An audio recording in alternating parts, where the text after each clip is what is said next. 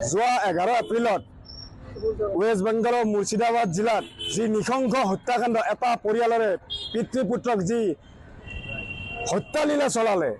এই জিহাদী সন্ত্ৰাসবাদী যিবোৰ ৰোহিংগিয়া তাত সোমাই কিনে আমাৰ হিন্দুৰ ওপৰত বৰ আক্ৰমণ চলাই আহিছে, তাৰে কাৰণে আজি বিশ্ব হিন্দু পৰিষদ বজৰং দল উত্তৰ কামৰূপ জিলাৰ তৰফৰ পৰা প্ৰতিবাদী কাৰ্যসূচী হাতত লোৱা হৈছে। আৰু ইয়াৰ দ্বাৰা আমি বিশ্ব হিন্দু পৰিষদ বজৰং দল উত্তৰ কামৰূপ জিলায় আমি ৰাষ্ট্ৰপতি মহামহিম ৰাষ্ট্ৰপতি মহোদয়ক আজি আমি স্মাৰক পত্ৰ প্ৰদান কৰিম, কিয়নো ৱেষ্ট বেংগলত হিন্দুৰ সুৰক্ষা সুনিশ্চিতৰ কাৰণে তাতে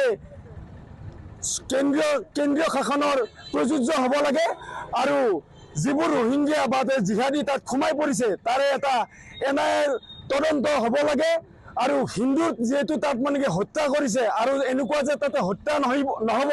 সেই বস্তুটো আমি নাভাবোঁ। গতিকে তাত হিন্দুৰ সুৰক্ষা সুনিশ্চিত কৰাৰ কাৰণে আমি ইয়াৰ পৰাই মহামহিম ৰাষ্ট্ৰপতি মহোদয়ক স্মাৰক পত্ৰ প্ৰেৰণ কৰিম আৰু ভৱিষ্যতে জানো কোনো হিন্দুৰ ওপৰত এনেধৰণৰ অত্যাচাৰ নচলে, তাৰ কাৰণে যি জিহাদী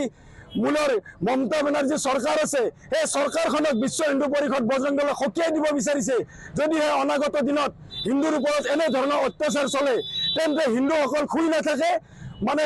ইটোৰ জবাব তলোৱাৰেৰে দিয়া হ'ব। ভীষণ যুদ্ধৰ যিটো মানে কি ৰাসলীলা চলাব বিচাৰিছে মমতা চৰকাৰে, ইয়াৰ পৰাই বুজি লোৱা উচিত যে হিন্দুসকলৰ সুৰক্ষা সুনিশ্চিত যদি কৰিব নোৱাৰে তেতিয়াহ'লে তেওঁ চৰকাৰ শাসন চলাবলৈ বাদ দিব লাগে আৰু তাত ৰাষ্ট্ৰপতি শাসন বলবৎ হ'ব লাগে।